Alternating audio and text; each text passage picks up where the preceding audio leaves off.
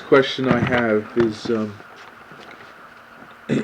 were you involved in getting packages from the United States and distributing them to the survivors? If so, please state how this developed. Did the chaplain ask the GI personnel to have these packages sent, or did they just come?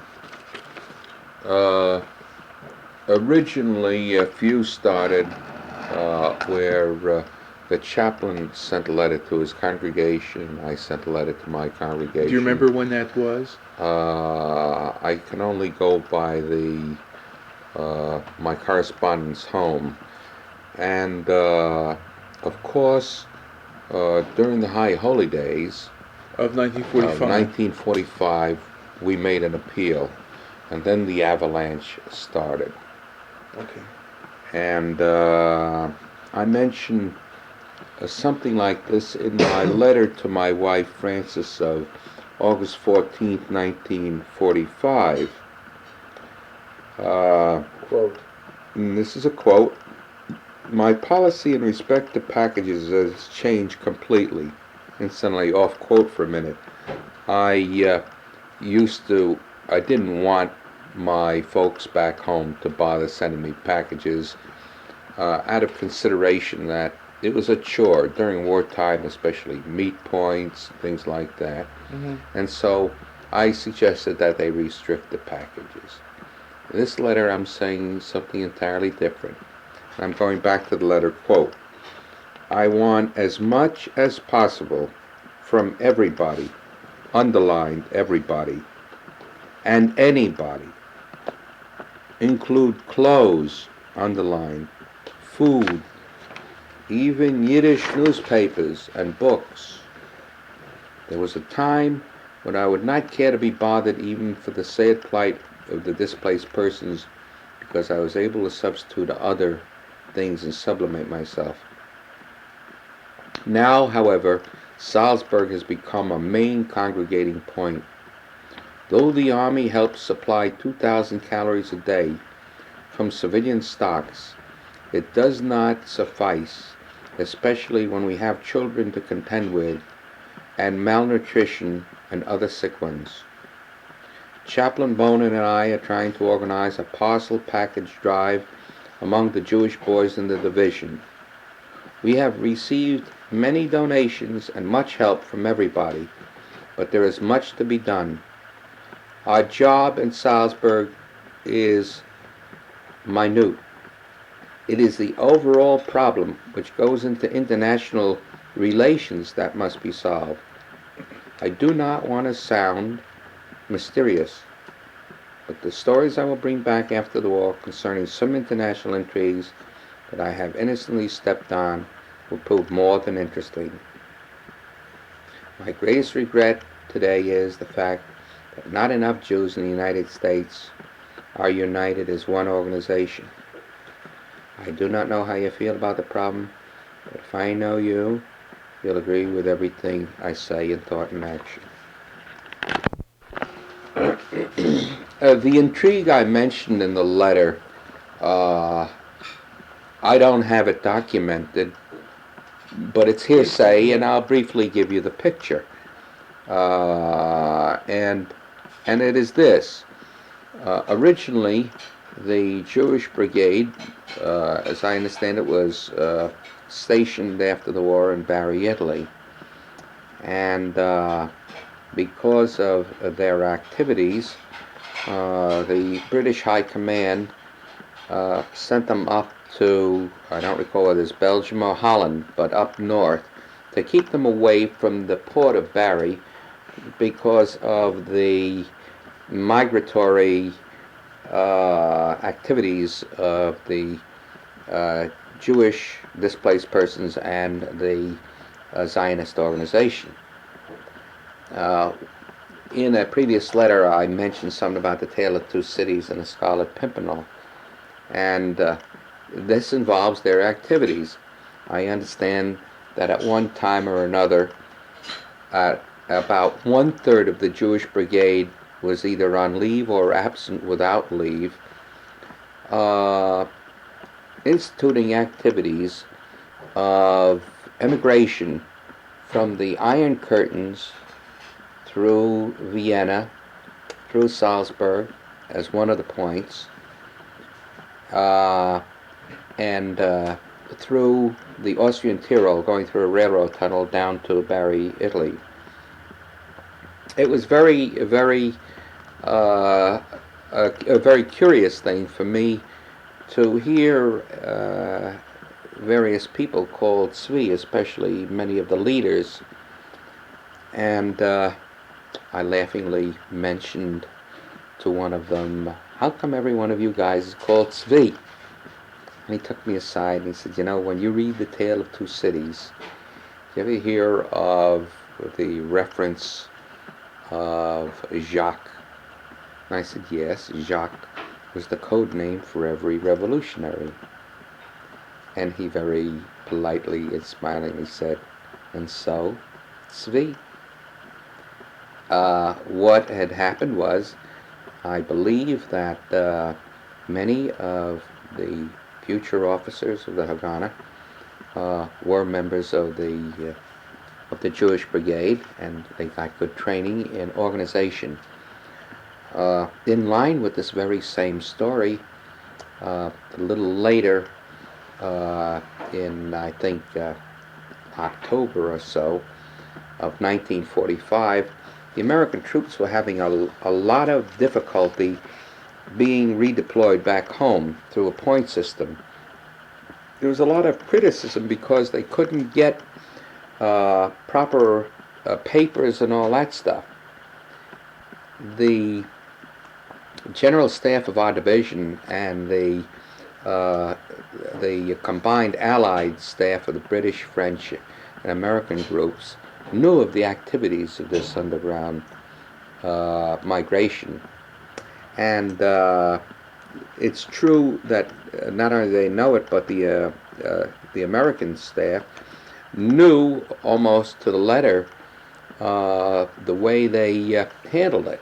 There were five copies of movement papers giving the name of each individual, and people were checked off very thoroughly. And from hearsay, I understand one of the statements that was made at General Staff meeting, that since they were having so much trouble with redeployment, maybe they ought to go to the Jewish officers handling this and learn a few techniques in getting our own troops back home. This is a letter to my wife, Frances, August 7th, 1945. About the packages. About the packages. When I mentioned food packages, I guess I touched the fuse that set off the bomb.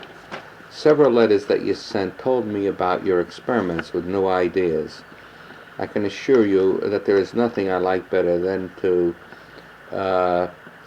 see if these novelties work. However, from the tone of your letters, it seems you either misunderstood why I want the stuff, or you feel I'm holding back the truth on the amount of food I get. Firstly, I wish to use this material for payment of services and such. Now that I have contacted all of the displaced Jews and have seen their condition, I want to give them all I can from as many packages as possible. Even boxes of oatmeal and such foods are okay too. As far as my child is concerned in the Army mess hall, all I can say is excellent. Do not forget the fact that I'm in headquarters, where the food is always the best and I can get as much as I wish. Believe me, I'm not in need of food for myself. Fine. Now, with regard again to the packages, what actually happened? How did it work out? You received packages in great number, and what was the response of the Army to that? We started getting packages from appeals, of course, through the soldiers, through congregations that Bonin wrote, that I had written, and we started, there was an avalanche of packages through the Army postal system.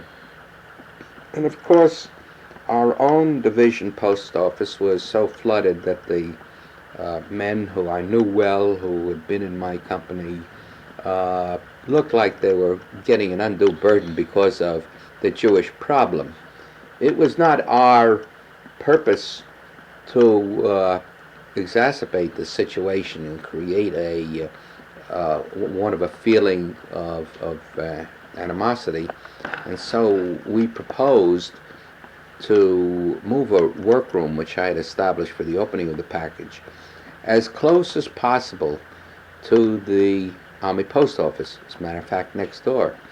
And I sent our own Jewish displaced persons in to pick up the stuff so that the Army personnel did not have to do any undue work. It was a welcome thing for them, and it was also a welcome thing to us because we wanted the stuff as fast as possible. Now, not only did we get food, our appeal included other things that were, believe it or not, just as important as food. Things that help develop, again, the self-respect of a person. Even lipstick. Even things that would bring a person back to his or her own concepts of dignity. Silk stockings were important to a woman who would feel that she was back again as a person who could be considered in her former glory. Even a man who would even put on a necktie now. Such things as proper care, toothbrushes and toothpaste were essential. Even soap. Soap was very difficult to get. And you know... Couldn't you get this from the quartermaster? Soap, toothpaste, toothbrushes? We could get all of this, but this belonged to the United States Army. Uh-huh. And... but there was no effort made on your part or the part of the chaplain to get it liberate this or to take it? We did not want to do anything like that. We felt that it was more important that our good name at that point, because we were right in the midst of a very hot political situation of people migrating. These were not displaced persons as such. Most of the people by this time in October and November were already migrants who were never in originally the American zone. And certainly, if we ever came to the American military authorities and pointed these things out to them, we would be very severely criticized. Why? If General Collins was so receptive to the needs of the Jewish DPs and the Jewish people generally, then why would it have been so difficult to... Because General Collins was receptive to their basic needs, mm-hmm. but not for rehabilitation. Mm-hmm. It was his job to say, yes, we will provide him with, as you know, Maslow, the Maslow's theory of the three basic things, food, shelter, and clothing. Mm-hmm. And these You're are talking about Abraham Maslow, right, the psychologist. Right. Yeah.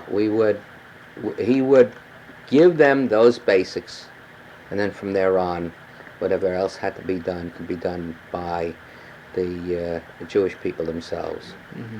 And he was aware that this was going on. He was pleased that it was. But you see, the U.S. Army also had to work with a budget. He couldn't take stores. We couldn't ask General Collins to take stores that were for the American troops legally. But wasn't it also true that even had you appropriated in whichever way a certain amount of items of this sort, that the Army, the United States Army, and in particular GI personnel, would not have suffered? No, they wouldn't have.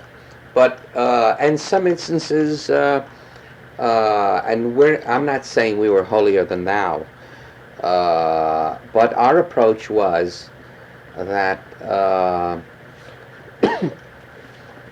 what is the statement? Render unto Caesar what is Caesar's. Mm-hmm. And we were whatever we could get, and properly and legally we would get, and whatever we couldn't, we wouldn't appropriate. Now, there are some people who did otherwise, but in those cases, I would very simply say and state that those things that were appropriated would have been in any event appropriated by other people other than the U.S. Army. So in a way, I cannot condone it, but in a way, some of these things... For example, I don't know exactly what you're talking about. What was... diversion, for instance, diversion of whole carloads of military supplies. For? And this is hearsay, Yeah. for the use of displaced persons. Now... Who were desperately in need of that? Now, wait a minute. If it's food, shelter, and clothing, they were supplied by the government. 2,000 calories a day is not a feast, but it's adequate. It was our philosophy that if we did the right thing, we would get more cooperation from the military authorities than if we did anything improper. This was our philosophy. There may have been other philosophies, and I suppose whatever philosophy worked, that was a good philosophy. Can't knock success. Was there any other aspect of the... how would you evaluate the package program in your area? The success or failure of that program? I would say within a period of 4 or 5 months, we received approximately $100,000 worth of goods and material. Now, don't forget, in today's market, $100,000 in 1974 terms, I would say, as compared with 1945 terms, I would say $100,000 worth of commodities would be worth around $300,000 or $400,000 now. The activity was such that we had to set up storerooms in which we had 3 people opening packages all the time, and 1 person maintaining the stock all the time. And how did you distribute this? The distribution now comes into a new approach, a new outlook, and that is, it was used both for need, for re-outfitting, and for a commodity way of purchasing through script. And what I mean by that is this: in order to keep the municipality of New Palestine, which was the new camp that was set up, we had to have some form of motivation. And so, for instance, we needed security people, we needed garbage collectors, we needed people to work in the kitchen, we needed a school teacher. Why should these people do all of these things and other people being idle? What would motivate them? And so we issued script based on, when I say we, the municipal government of New Palestine. And the food packages were a way of having extra rations.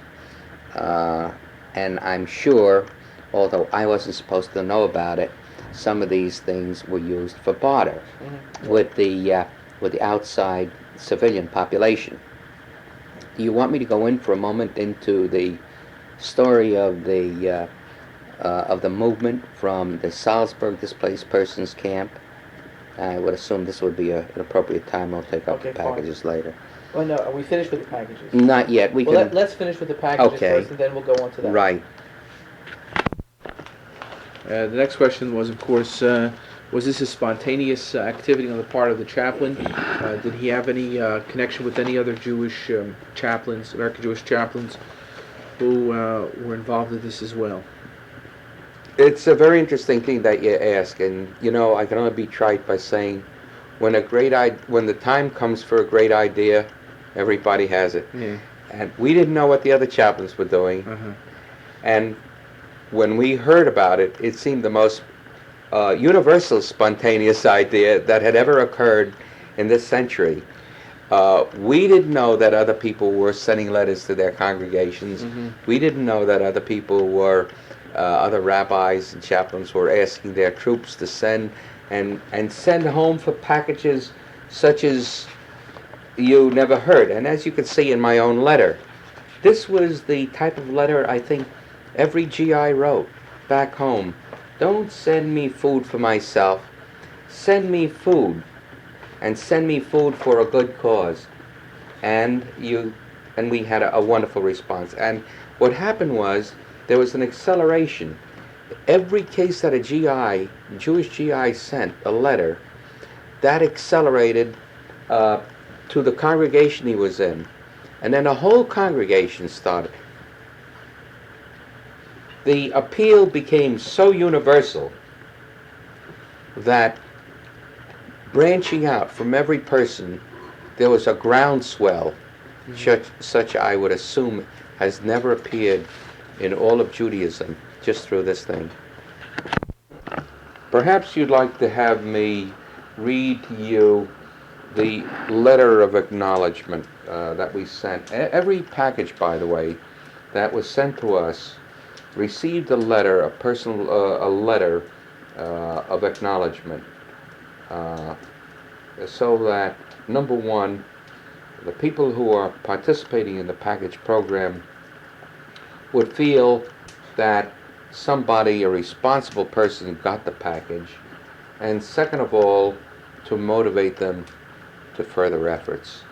And the package here, for instance, the letter I read from here, is dated November 15th, and I think this was one that I sent to one of my in-laws. And it's marked Headquarters, 42nd Infantry Division, APO 411, care of Postmaster, New York. Dear friend, this is to acknowledge receipt of your package, which will be used for the relief of the Jewish survivors of Nazism. On behalf of all these Jews, I extend my heartfelt thanks. May I express the hope that you will continue to send similar packages to me. The need here can never be adequately filled. Your help will go a long way toward helping the unfortunate Jews who look to you for aid in their moment of need. Thanking you again, I remain sincerely yours, Eli Bonin. I also wanted to ask you, what was the Army's response? Did we get to that, about the Army saying that you were permitted to do this? After all, you were clogging the entire system of the Army post office. As I mentioned before, Yeah. I don't know what happened to the other levels. I think there was a little concern on the upper echelon levels of General? Yes, and the Army postal system. But on our level, we cut out any criticism quickly by being of help. I believe, however, because this was a political question, the problem may have gone up to higher authorities, probably up to the President of the United States, and at that time we had the President as Truman, who I believe was very, very sympathetic to the plight of the Jews in Europe. And of course, I think they were told on a higher echelon to overlook it. Now, this is only conjecture on my part, but it dissipated itself quickly. Mm-hmm. It just like Rabbi Bonin was never called. Never called, this? Not to my knowledge. Okay. I guess I may have gotten ahead of myself, but this still may be the camp in Salzburg. Here's a letter that I wrote on the 28th of August 1945, and you'll notice on top of the letter there's a statement that says request for a package. At one time, before you could send a package to any soldier, he had to make a request for the package. At a later time, I think, if my memory serves me right, they dropped that requirement, and this is when the package program was able to get started. Nevertheless, we asked our soldiers, our troops, to request these packages, and they say request for a package. It was, I think, after they dropped the requirement, request for a package, that the poor Army, the APO, Army Post Offices, became overburdened. This letter is the 28th of August, 1945. The first thing you will notice when you open this letter will be the picture of my so-called adopted children. As I mentioned once before, I can't help but maintain a steady grin on my face as I drive into the camp, and the kids go running into the building yelling, "Here comes Eliyahu." I sent my mom some pictures of the children too, and you will no doubt be shown them. If you will look closely, you will see the years of suffering reflected on their childish faces. The little boy with the cap is my Roddy McDowell. You'd love him. He's so shy and yet so amiable. Each child has a tragic story, and each could say in its own right that life has been raw, very raw.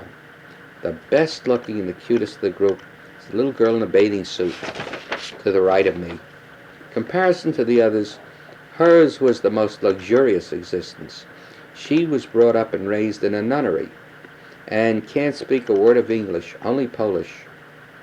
I could write stories all day long of the people in camp. Their tragedy has been boiled into a broth, mixed with anguish, humor, despicable informing, stealing, immorality, and seasoned with self-sacrifice. But I realize there are others who write stories much better, and I leave it in their hands. When I look back into the events in my own life, I can truthfully say I'm thankful. The one up on high continues to look down in his gracious way. I will again be thankful.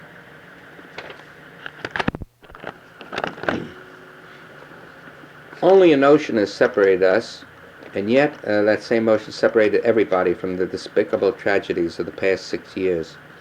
Perhaps I have changed from a smug American who read about these things in the paper and then laid down the sheet and said, "It's too bad."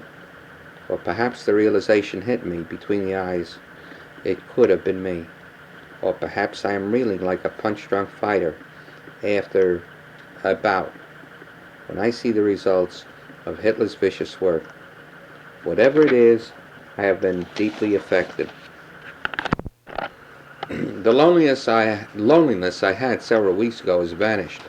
One might say I am sublimated in my work, but that is not so. Wherever I go, I picture both of us as in a nightmare struggling through the self-same events. When I write, it's horrible. The reader can't picture the situation. It's beyond imagination. The mind does not want to accept the thought. This is a letter I wrote to my wife Frances on September 11th, 1945. It's a sequel to a previous letter which I can't find. Remember the story I wrote about 2 weeks ago of the dying woman in the hospital? The doctors had operated on her and found it useless to continue, sewed her back up, and waited momentarily for her to die. This, incidentally, was one of the displaced persons who was just brought into the hospital. When she came out of her coma for a short while, we sought every possible aid, and the woman who we delegated as our representative in the hospital did her utmost to help. Because of the lack of time on my part and Chaplain Bonan's, this woman looks after the needs of all the Jewish patients and reports to us. Today I was delighted to hear of the miracle about the dying young woman who is now on the road to recovery. I am quite thankful that she was spared. I went out to the farms today and bought several bushels of apples for the people at the camp. It was my free day, and I spent it riding from town to town, trying to scrape up this item. Here are excerpts in a letter to my wife on 14th September 1945. Most of my day was spent with our Jewish refugees. I'm going to try to set up... Excuse me, were you working with the chaplain with this? I was, during this whole period, the chaplain and I worked together. No, but when you say you went out there, I mean, Rabbi Bonin was also there? He might not have been there. He may have been in another part of the division. What had happened was, I don't recall whether it's now or later, the Rabbi Bonin was eventually given the responsibility for all of the Jewish displaced persons in Salzburg and the Austrian Tyrol. And because of the job, I think General Clark suggested that he have another assistant to drive him. And I was left in charge of the Salzburg section to handle it, and then once in a while I drive to the other places. Who was his other assistant? His name was Samuelson, Joseph Samuelson. He lived in Kew Gardens in New York. Joe drove him, was primarily a driver. Oh, he didn't... He didn't participate in these things. Quote back to the letter, most of my day was spent with our Jewish refugees. I'm going to try to set up a small school system whereby everybody can start learning how to speak and write English. The children are going to learn Hebrew and religious subjects, and perhaps we can institute some cultural groups later on. I have delegated several people to write their experiences in Yiddish for me, which will probably be sent to a Jewish paper. I'll send a copy to your father for his enjoyment too. Although the circumstances are tragic, the work is interesting and keeps my mind occupied with the horrors these people have encountered. Only God knows how lucky we were. I think we touched on this, but let's just go over it quickly. How were you able to provide food and other necessities to these survivors? Very simply. Number one, the American military took it upon itself to provide the basic needs of food and, to a degree, some clothing, and provide shelter. And the way this was done, if I may expand on your question, was that after the needs of the camp in Salzburg were not adequate, the facilities were really the facilities. They did not have adequate toilet facilities. They did not have adequate rooming facilities and things like that. And so one of the things that happened was that the American military decided to move them out of there, since this was a highly political, volatile situation. They moved them into a housing development, a very nice. Do you remember when this was? It was in 1945, between September and October, probably between September or October or November, one of the three. And probably my letters will document it. The interesting thing is that when we moved in to this housing development, families were given little apartments. They had their own toilet facilities, their own bathroom facilities, their own cooking facilities. It was the responsibility of the American military to provide them with a minimum number of calories, and I think that was around 2,000 calories a day. And this is all right for a person not working or not doing anything, or a person who is regularly nourished. But for a person who is extremely underweight and weighing 85 pounds, you don't gain very much. And so one of the ways that the food was supplemented were through these packages that we had in the package program. Now, another very interesting situation occurred. when we moved into the development, on the side of the development, things had to be set up.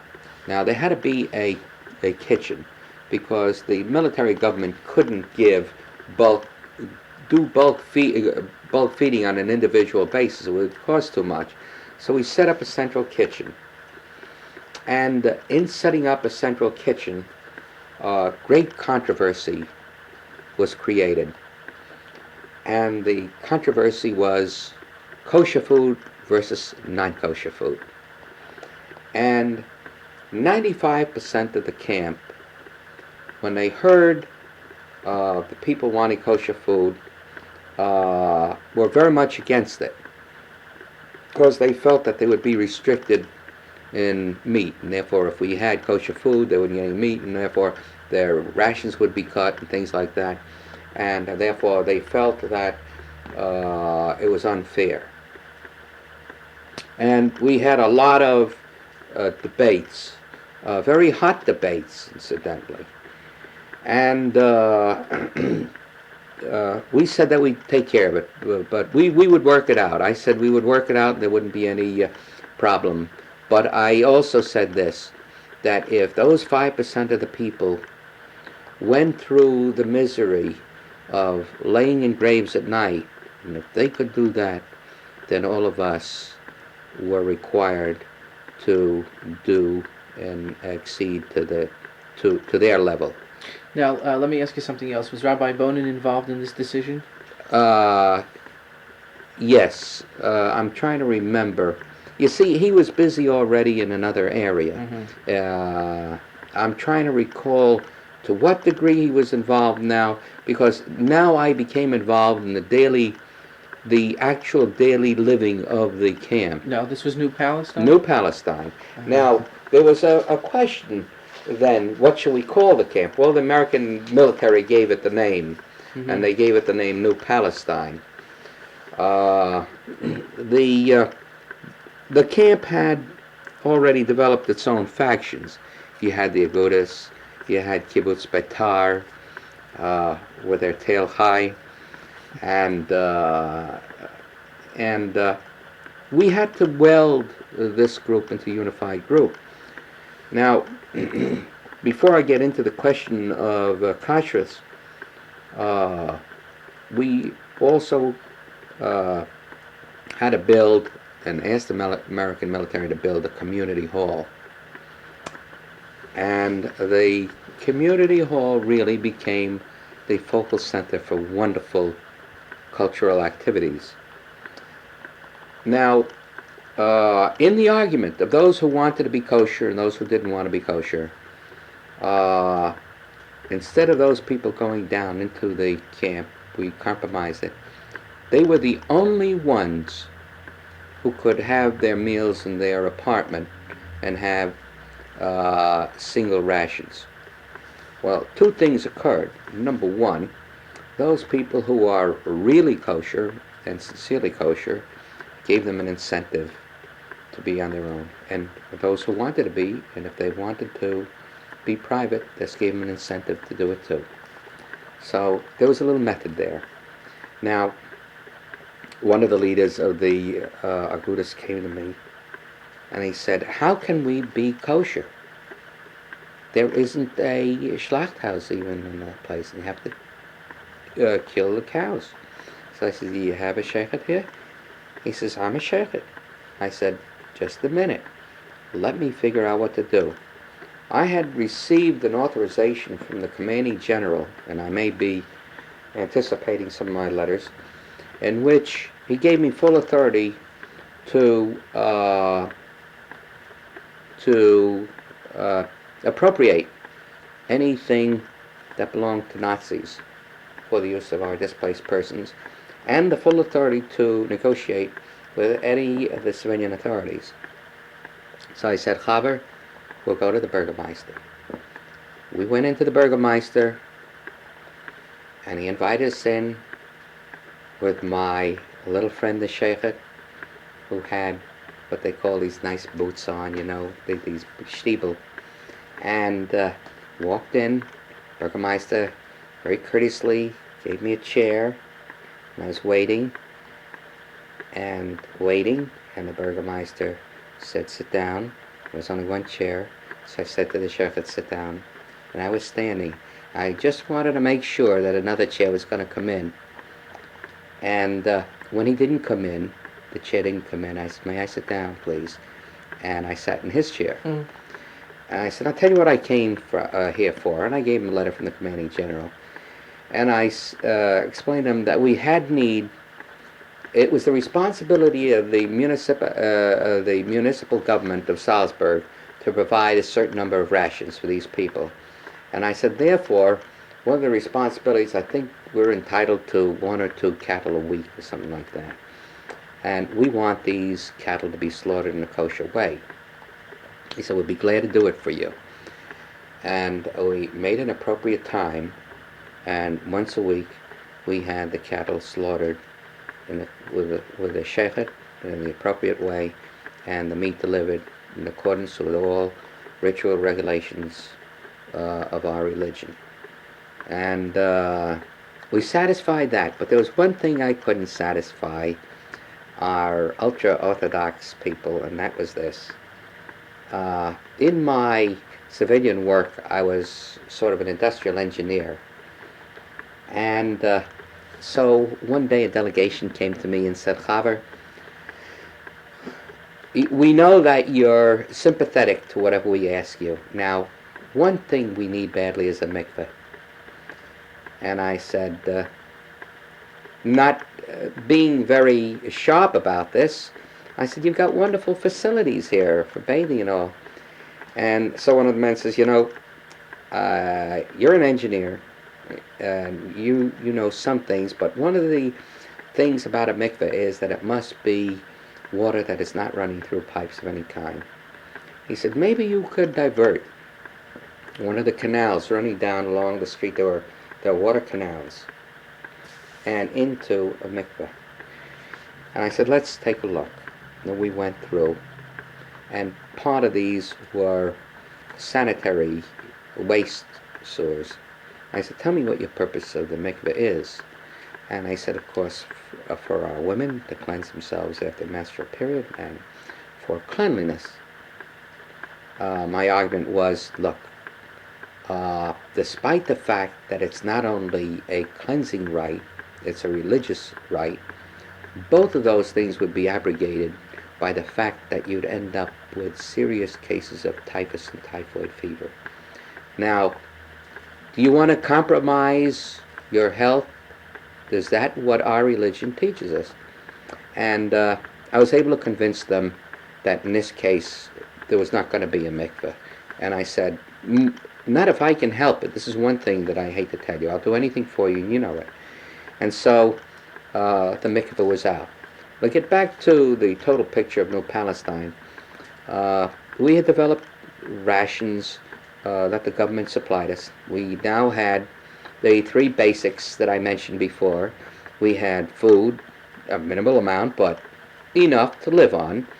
We had clothing. We had a certain amount of clothing given to us.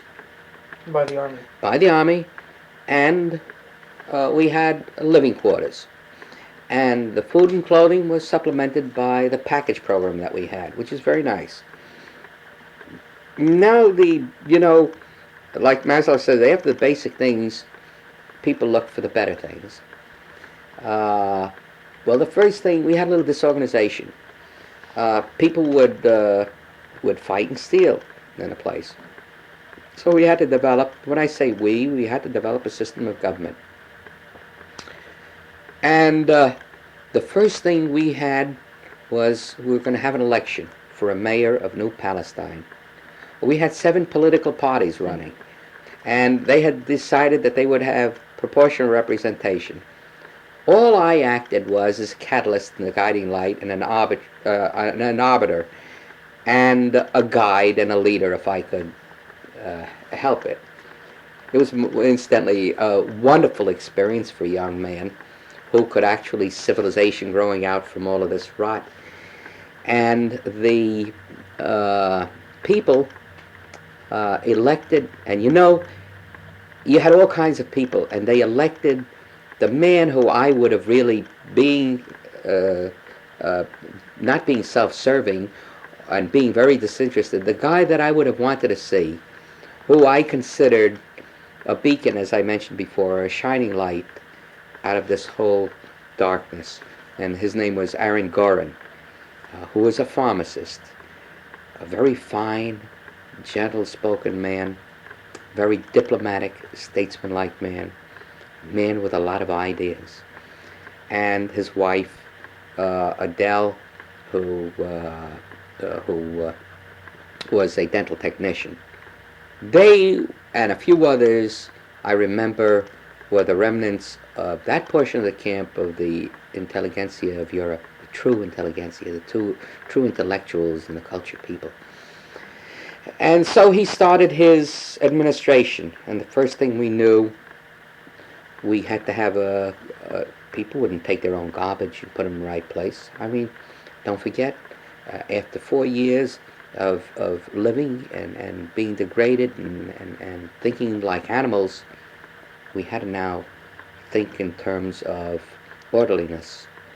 And so, and when I say we, I'm saying I'm part of the administration. I'm not saying Eli Heimberg, this was now done. All I could do was, if they needed something, act as an outside catalyst. Okay, we'll stop with this.